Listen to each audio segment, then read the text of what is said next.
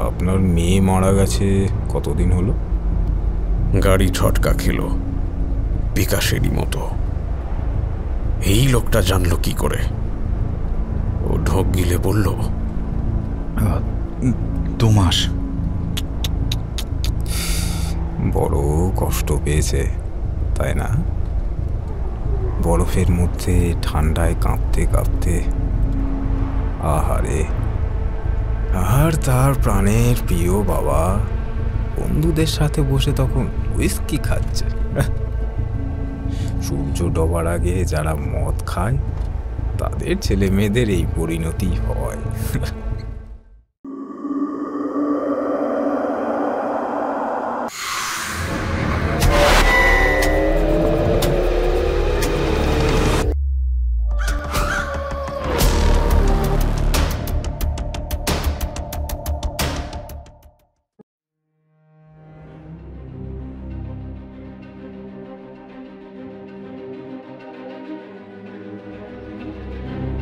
নমস্কার শ্রোতা বন্ধুরা, আপনারা শুনছেন থ্রিলার ডেন। আমাদের আজকের নিবেদন লেখিকা পারমিতা ঘোষের গল্প দেবী। সন্তানহারা এক বাবা চায় রাশিয়ার দুর্গম এক স্থানে বিশ্রামাগার বানাতে। টাকা জোগাড়ের জন্য সে রাজিও হয়ে যায় এমন এক বাজি খেলতে যেখানে প্রাণহানির মতন ঝুঁকি আছে। অনুশোচনায় ভুগতে থাকা বিকাশ কি পারবে নিজেকে একজন ভালো বাবা হিসেবে প্রমাণ করতে? লেখিকা পারমিতা ঘোষ পাকড়ে পেশায় সফটওয়্যার ইঞ্জিনিয়ার, বর্তমানে একটি বহুজাতিক সংস্থায় কর্মরত। প্রচলিত ভূত প্রেত পিশাচের পরিবর্তে কল্পবিজ্ঞানের গল্প লেখায় তার বিশেষ আগ্রহ এবং দক্ষতা আছে। আজকের গল্প পাঠে কৌশিক, প্রধান চরিত্র বিকাশের ভূমিকায় স্নেহাদ্রি, অন্যান্য চরিত্রে বাল্মীকি, কৌশিক, বিশ্বজিৎ ও অনামিকা। শুরু হচ্ছে আজকের গল্প লেখিকা পারমিতা ঘোষের কলমে দেবী।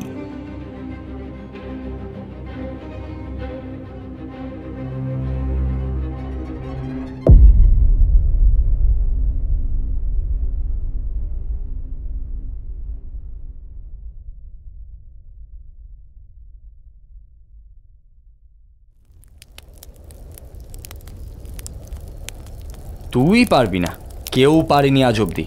তো সেই স্ট্যানলিকে মনে আছে? আরে আমাদের স্কুলের সিকিউরিটি গার্ড, ও তো বাজি ধরে গিয়েছিল, সে আর ফেরেনি কোনোদিনও। 10 লক্ষ রুবেলের জন্য আমি নরকের আগুন পেরিয়ে চলে যাব? এই রাস্তাটা তো খুব সামান্য ব্যাপার। তুই তো ভালো করেই জানিস টাকাটার আমার খুব দরকার। দেখ বিকাশ, তোকে আমি বারবার বলেছিলাম দেশে ফিরে যেতে, তুই তো আমার কোনো কথা শুনবি না। বাড়ির সবার মুখোমুখি হতে পারবো না আমি তরুণ, তুই তো সবটাই জানিস। আরে একবার গিয়েই দেখ না। তার আর কোনো উপায় নেই। আর মাসখানেকের মধ্যেই আমি এখানকার নাগরিকত্ব পেয়ে যাব। তারপর আমি আর দেশে ফিরব না। কোনোদিনও না? না রে, এখানে আমার মেয়েটার অত স্মৃতি। বিকাশ উঠে দাঁড়ালো, মাথায় কানে প্রকাণ্ড ভল্লুকের লোম দিয়ে তৈরি মাফলারটা পেঁচিয়ে বলল, তোর ওই বসকে বলিস আমি রাজি আছি। যেদিন যেতে হবে আমায় যেন জানায়। গাড়ি রেডি আছে, বেরিয়ে পড়ব।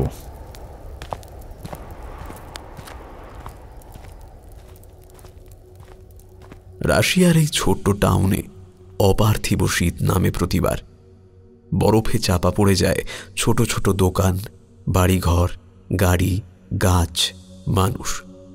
হ্যাঁ, মানুষও চাপা পড়ে। যেমনভাবে স্কুল থেকে ফেরার পথে চাপা পড়েছিল বিকাশের ছোট্ট মেয়ে দেবান্বিতা। বরফ খুঁড়ে যখন ওকে বের করা হলো, ছোট্ট শরীরটা ঠান্ডায় নীল হয়ে গেছে। সারা সন্ধে খুঁজেও ওকে পাওয়া যায়নি।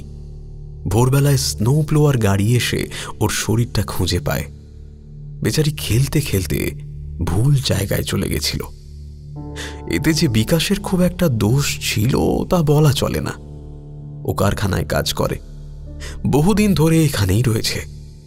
একটা কোথায় যেন পড়েছিলাম, আন্টার্কটিকার মরুঝড় হোক কিংবা সাহারার বরফপাত, বাঙালি 2-4টে সব দুর্ঘটনাতেই মরে। বিকাশকে এই কথা বললে হয়তো উদাস দুটো চোখ মেলে চাইবে, তারপর আপনার কাছেই মদ খাওয়ার টাকা আদায় করে হিলতে দুলতে বাড়ি চলে যাবে। যাতে স্থানীয় আর কোনো শিশুর সাথে এমনটা না ঘটে, তাই বিকাশ একটা স্নো শেড বানাতে চাইছে। স্কুল থেকে টাউন অবধি আসার পথে যদি কেউ দেখে পাশের পাহাড় থেকে অফভালাঞ্চ নেমে আসছে, সে টুক করে শেডের তলায় আশ্রয় নিতে পারবে।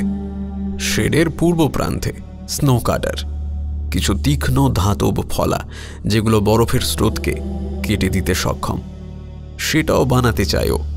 স্থানীয় লোকেরা ওকে রেসাতেল বলে ডাকে, মানে মুশকিল আসান। বিকাশকে পছন্দ করে না এমন লোক খুব কম আছে, কিন্তু সরকারের পক্ষ থেকে ওর এই শেড বানানোর জন্য কিছুতেই টাকা পাচ্ছে না ও।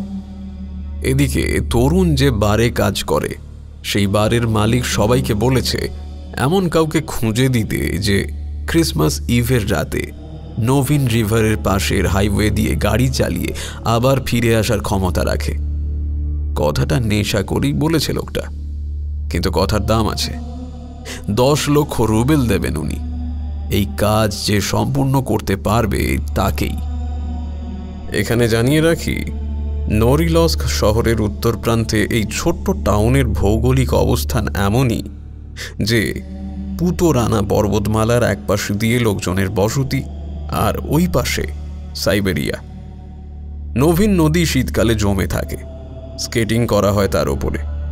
তার পাশ দিয়েই চলে গেছে হাইওয়ে, নাম দোরোগাস মূর্তি, মানে মৃত্যুর রাস্তা। মৃত্যুর রাস্তা বলার অনেক কারণ আছে। রাতের বেলায় পাহাড়ের পাদদেশে শীতল ভারী হাওয়ার আধিক্যের কারণে এই হাইওয়ে দিয়েও প্রবল বেগে ঝড়ের মতন হাওয়া বয়। সেই হাওয়া ঘুরে ফিরে পুতো রানা পর্বতের মাথায় ওঠে, নামিয়ে নিয়ে আসে ক্রন্দনরত তুষারের অভিশাপ। সেই অভিশাপে বহু মানুষের সমাধি হয়েছে এই রাস্তাতেই। এই রাস্তা দিয়ে রাত 11টার পরে কেউ গাড়ি চালায় না। যদি যেতে পারে, ফিরে আসার কতগুলো নিয়ম আছে। 5 কিলোমিটার অবধি যথেষ্ট সুযোগ আছে পালিয়ে যাওয়ার সুযোগ। তারপর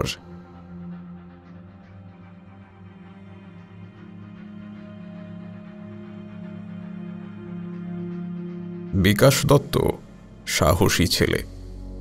মেয়রের অফিসের সব থেকে শক্তিশালী স্নো রেঞ্জার গাড়ির চাবি থাকে ওর কাছে। মেয়রের ছেলেকে ভাল্লুকের হাত থেকে বাঁচিয়েছিল ও। সেই গাড়ি নিয়েই বোধহয় যাবে ও। রাশিয়াতে বড়দিন 25শে ডিসেম্বর নয়, জুলিয়ান ক্যালেন্ডার অনুযায়ী তার 7ই জানুয়ারি, অর্থাৎ বিকাশের বেরোনোর দিন হল 6 জানুয়ারি রাত 10:30। নভিন নদীর পার অবধি যেতে আধ ঘন্টার সময় লাগবে ওর বাড়ি থেকে। 6 ফুটের উপর লম্বা ধবধবে সাদা বিকাশকে চট করে দেখলে রাশিয়ান বলেই ভুল হতে পারে। শুধু নাকখানা একেবারে বাঙালিদের মতো। ওর কাঁধে যে ভল্লুকের চামড়া, সেই ভল্লুকের মৃত্যুও হয়েছিল ওর হাতেই।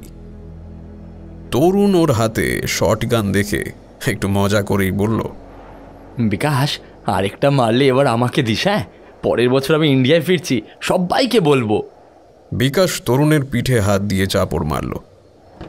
গাড়িতে উঠে বসে স্টার্ট দিয়ে বলল, আমি যদি না ফিরি, পরে গিয়ে গাড়িটা নিয়ে আসার ব্যবস্থা করিস। কিন্তু বিকাশ, আরেকবার ভেবে দেখ না ভাই, আমার খুব কি দরকার। তরুণ, আমার মেয়ের মতো আর কারোর যেন ওই পরিণতি না হয়। রাস্তায় যদি কাউকে পাই যে আমাকে সাহায্য করতে পারবে, বলে দিতে পারবে যে কিভাবে শেড বানালে সঠিক কাজ হবে, আমি তার সাহায্য নেব। তরুণের চক্ষু চড়ক গাছ হলো। ওর গাড়ির চাবিতে হাত দিয়ে বলল, খবরদার না বিকাশ, তুই ভালো করেই জানিস যে ওই রাস্তায় কারোর সাথে কথা বলা মানে বিপদ ডেকে আনা। আমার আবার বিপদ? আমার আছেটা কি বলতো? বউ চলে গেছে, মেয়ে চলে গেছে, শুধু নিজের জন্য কি বাঁচা যায়? এই কথার কোনো উত্তর তরুণের কাছে সেই মুহূর্তে ছিল না। এই কথার উত্তর কখনোই থাকা সম্ভব নয়। ও আস্তে করে চাবি থেকে হাত সরিয়ে নিয়ে বলল, দেখ, যা ভালো বুঝিস তাই কর। তুই আছিস বলেই এখনো আমি আছি। চললাম রে, ওই 10 লাখ রুবেল সত্যিই আমার খুব দরকার। বরফের ওপর ছাপ ফেলে ওই গাড়িটা কুয়াশার মধ্যে বিলীন হয়ে গেল। ধোঁয়া ধোঁয়া কুয়াশার ভেতরে ল্যাম্প পোস্টের আলোগুলো মায়াবী পরিবেশ তৈরি করেছে। তরুণ তার একমাত্র বাঙালি বন্ধুকে এক প্রকার চিরতরে হারিয়ে বেকুব হয়ে দাঁড়িয়ে রইল। কিছু দূর গিয়েই নদীর ধার বরাবর একটা বড় সড়ো চড়াই পড়ে।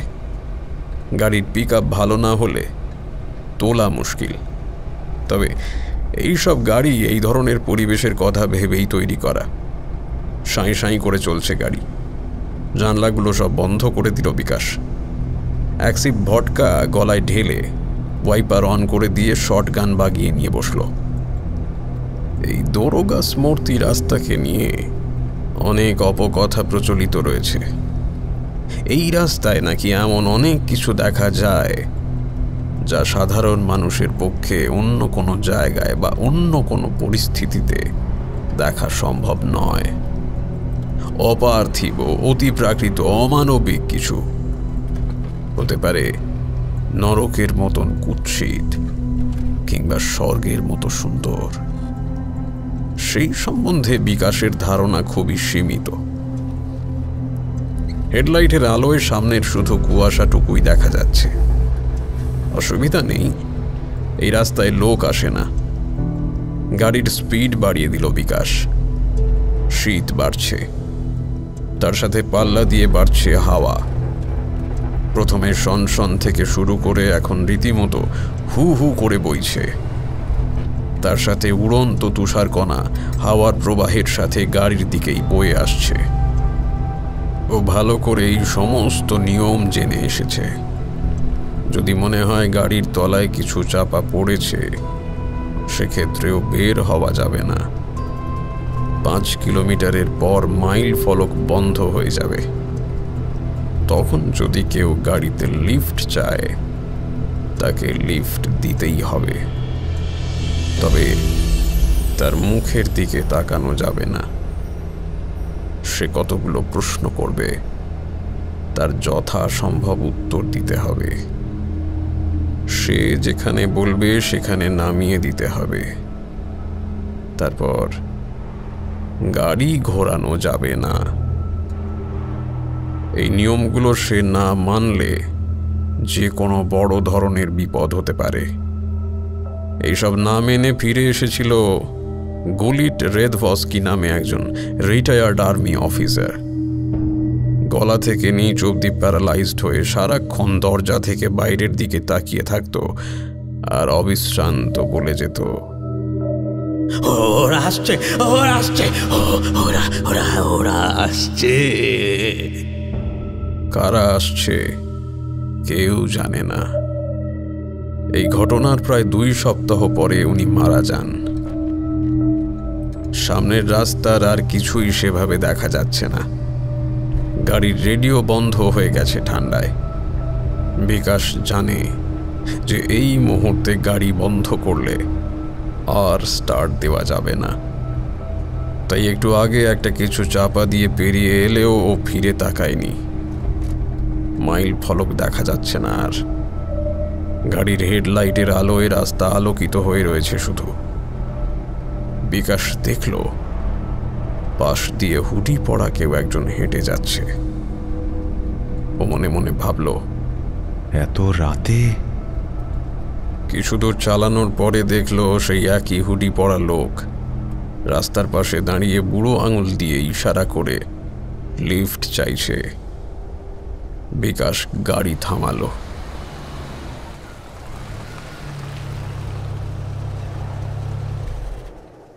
Thank you so much. আপনি না থাকলে কি যে হতো। বলে লোকটা উঠে পড়ল গাড়িতে।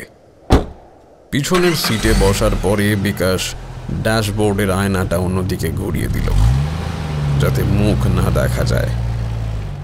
বিকাশের বুক ধুকপুক করছে, গলা দিয়ে যেন বেরিয়ে আসবে এক্ষুনি। ও ভাঙা গলায় জিজ্ঞেস করল, কোথায় নামবেন? চলুন বলছি। গাড়ি চলছে মৃদু গতিতে। লোকটা আপন মনে বকতে বকতে হঠাৎ বলল, আপনার মেয়ে মারা গেছে কতদিন হলো? গাড়ি ঝটকা খেল, বিকাশেরই মতো। এই লোকটা জানলো কি করে? ও ঢোক গিলে বলল, 2 মাস। বড় কষ্ট পেয়েছে তাই না? বরফের মধ্যে ঠান্ডায় কাঁপতে কাঁপতে। আহারে, আর তার প্রাণের প্রিয় বাবা বন্ধুদের সাথে বসে তখন হুইস্কি খাচ্ছে। সূর্য ডোবার আগে যারা মদ খায় তাদের ছেলে মেয়েদের এই পরিণতি হয়। বিকাশের মাথায় আগুন জ্বলছে, কিন্তু নিয়ম অনুযায়ী উত্তর দেওয়া যাবে না, রাগা যাবে না। যদি 10 লক্ষ রুবেলের ব্যাপার না হতো তাহলে এক্ষুনি শটগানের গুলিগুলো ওর খোপড়িতে ভরে দেওয়ার আগে দুবার ভাবতো না বিকাশ। ও চুপচাপ গাড়ি চালাতে থাকলো। আমার গুলি লাগবে না, এই সামনে দাঁড় করিয়ে দিন, বাঁ দিকে। বিকাশ এক ঝটকায় ব্রেক মারল। লোকটা যে নামলো সেটা গাড়ির দরজা বন্ধ হওয়ার আওয়াজেও বুঝতে পারল। তারপর সামনের সিটের জানলার কাছে এসে লোকটা বলল, আপনার মেয়ে আপনাকে ঘেন্না করে। আপনার মতো বাবা থাকার চেয়ে অনাথ হয়ে যাওয়া ভালো। বিকাশ হাঁপাচ্ছে। গাড়ির স্টিয়ারিংয়ে হাত রেখে নিজেকে বোঝালো, দেবী এরকম ভাবতেই পারে না। দেবী তার বাবাকে ভীষণ ভালোবাসে, ভীষণ। আবার চলল গাড়ি। রিয়ার ভিউ মিরারে বিকাশ কাউকে দেখতে পেল না। যে গাড়িতে উঠেছিল সে কোনো মানুষ নয়, কারণ বিকাশ লক্ষ্য করেছে লোকটার বুক ওঠানামা করছিল না। তবে সে কি ছিল? বিকাশের মনের গহীনে জমে থাকা ভয় আর অপরাধবোধ মানুষের আকার নিয়ে ওকে জমিয়ে পাথর করে দিতে এসেছিল নাকি? বেশ কিছুক্ষণ নির্বিঘ্নে গাড়ি চলার পরে বিকাশ খেয়াল করল একটা খুব ক্ষীণ গান গাওয়ার আওয়াজ আসছে। অদ্ভুত সুর। রাস্তাটা যেন কোনো এক অজানা আলোয় আলোকিত হয়ে উঠেছে। এই রাস্তাটা বহুবার চেষ্টা করছে, প্রলোভন দেখাচ্ছে, প্ররোচিত করছে ওকে, যাতে ও বাইরে বের হয়ে যায়। কিন্তু ও বের হবে না। ওকে নিজের পায়ে হেঁটে গিয়ে টাকাটা নিয়ে আসতে হবে। বিকাশ গাড়ি থামালো না। 4th গিয়ারে গাড়ি ছুটছে বরফের বুক কেটে ফালা ফালা করে। রাস্তাটা কি কাঁদছে?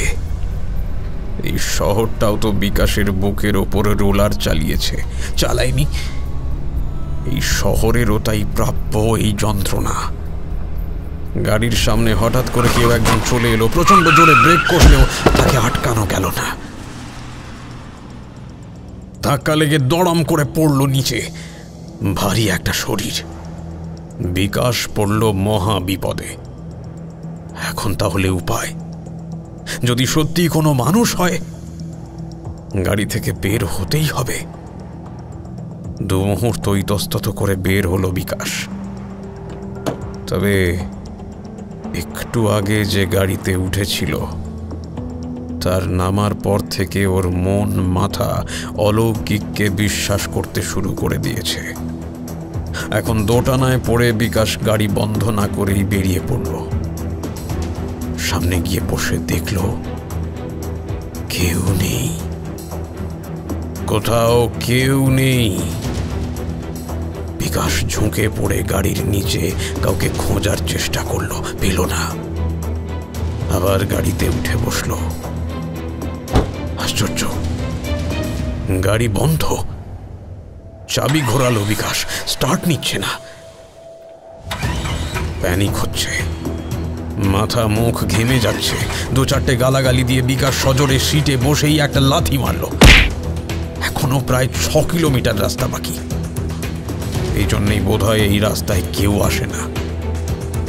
কিন্তু বিকাশ তো ভীতু নয়, একেবারেই নয়। প্রয়োজন পড়লেও হেঁটে পার হবে এই রাস্তা, তবু যাবে।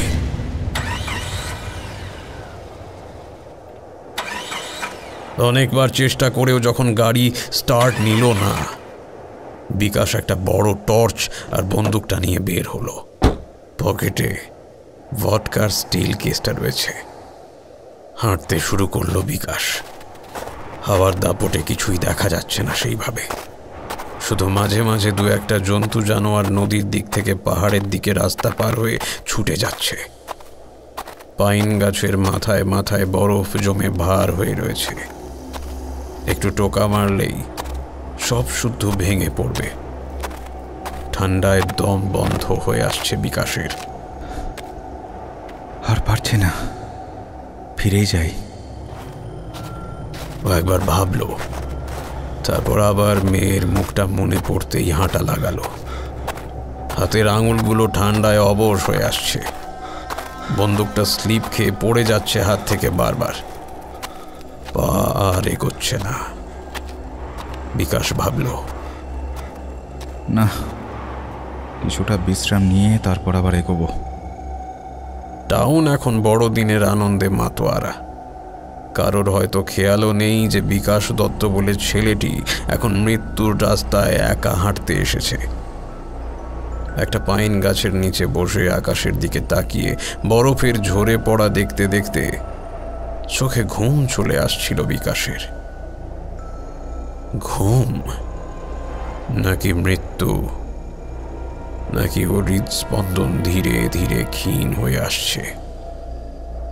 আচ্ছা, দেবীও কি এইভাবেই মারা গেছিল? বিকাশ হালকা খোলা চোখে দেখল রাস্তা দিয়ে একজন হেঁটে যাচ্ছে। ও ঝট করে উঠে দৌড়ে লোকটার কাছে গিয়ে উদ্বেগ নিয়ে বলল, এক্সকিউজ মি, আপনি বলতে পারবেন টাউনে যাওয়ার রাস্তাটা ঠিক কোন দিকে? আমি না ঠিক বুঝে উঠতে পারছি না। প্রথমে ভেবেছিলাম নদী আমার ডান দিকে, এখন দেখছি বাঁ দিকে। এদিকে আমি কোনো টার্নই নেইনি। লোকটা হেঁটে চলেছে, কোনো উত্তর দিচ্ছে না। বিকাশ বিরক্ত হয়ে লোকটার মাথার ঢাকাটা সরিয়ে দিতেই দেখল সেখানে কেউ নেই। লোকটার জামা, জ্যাকেট, জুতো, প্যান্ট সবকিছু তাল পাকিয়ে মাটিতে পড়ে গেল। ভল্লুকের শিকারী বিকাশ দত্ত এইবার খুব ভয় পেল। পিছিয়ে আসতে গিয়ে ব্যালেন্স হারিয়ে পড়ে গেল এক প্রকার। যেদিকেই তাকায় শুধু সাদা বরফের রাস্তা। হন্যে হয়ে এদিক সেদিক ছুটতে শুরু করলো বিকাশ।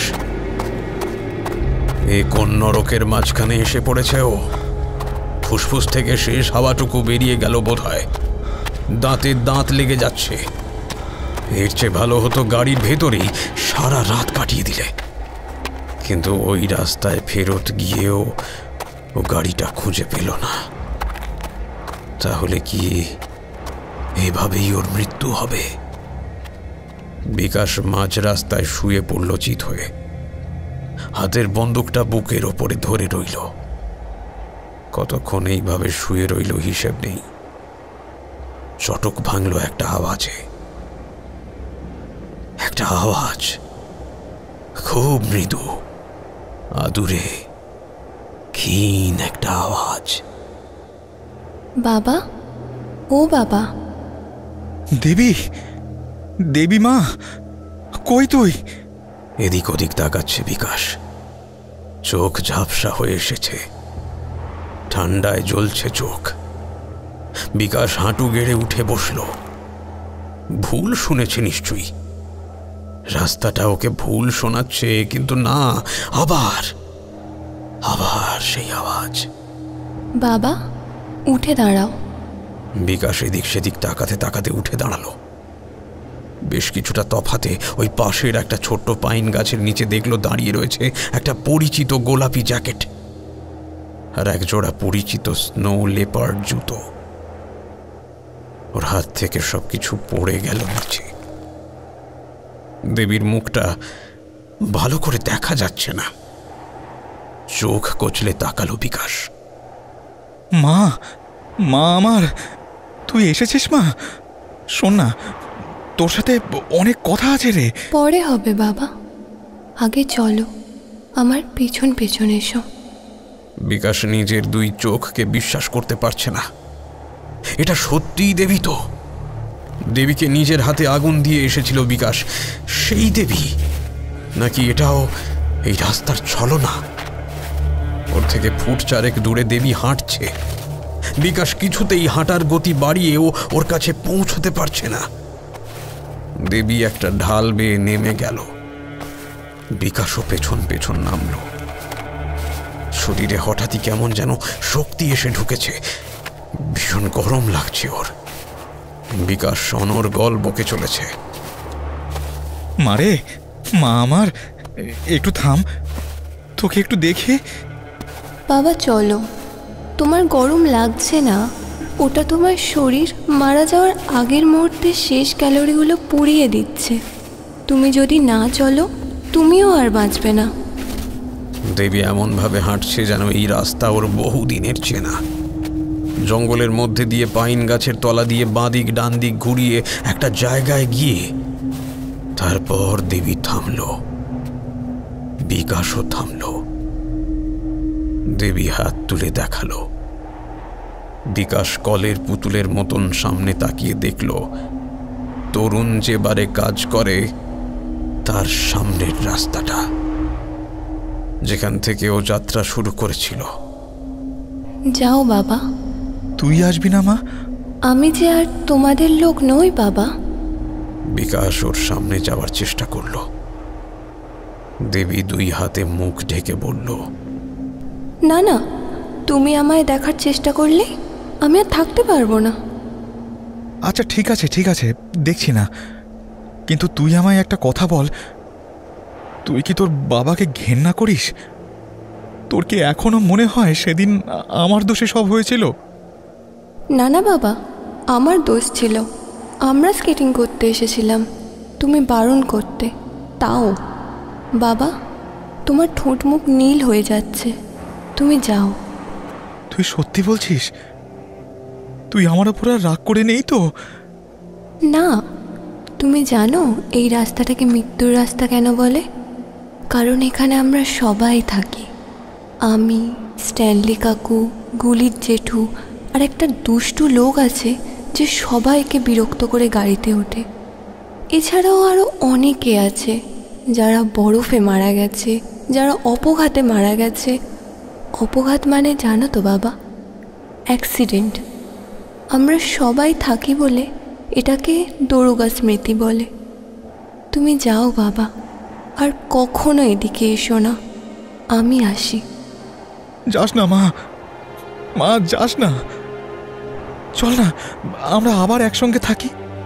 সেটা আর হয় না বাবা, আমি ভালো আছি, তুমি কোনো চিন্তা করো না। Merry Christmas. বিকাশের চোখ অন্ধকার হয়ে আসছে। রাত 12টা বাজে। বারের জানলা দিয়ে তরুণ লক্ষ্য করল টলতে টলতে একটা দীর্ঘকায় লোক এসে দাঁড়িয়েছে জঙ্গলের সামনে, বারের ঠিক উল্টো দিকে। হাতের সমস্ত কাজ ফেলে রেখে দৌড়ে গেল সেদিকে। কেন জানি না মনে হলো দীর্ঘকায় লোকটার পাশ থেকে গোলাপি সোয়েটার পরা একটা বাচ্চা জঙ্গলের ভেতরে চলে গেল। লোকটা মাটিতে পড়ে গেল ধপাস করে।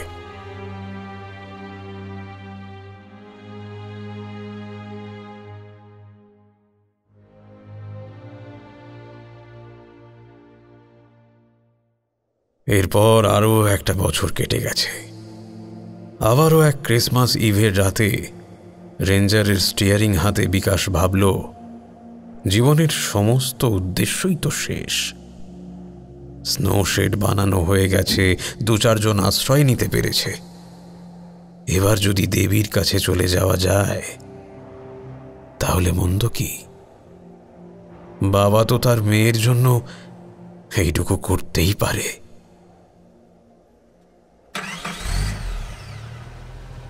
ক্যারল গানের আওয়াজের মধ্যে তরুণ দেখল তার বারের সামনে দিয়ে বিকাশের স্নো রেঞ্জার ছুটে চলেছে নবীন নদীর দিকে, বরফের ওপর চাকার দাগ বসিয়ে।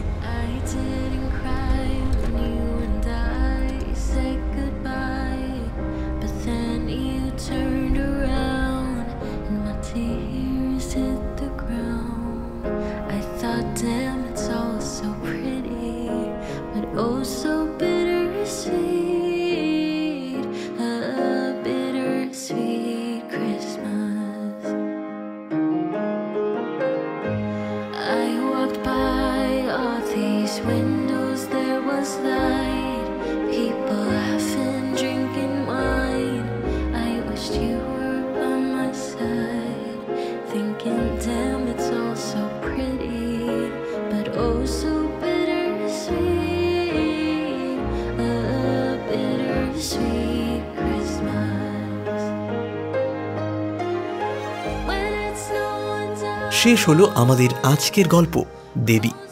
গল্পটি ভালো লাগলে অনুরোধ করব চ্যানেলটি সাবস্ক্রাইব করে আমাদের সাথে থাকার জন্য।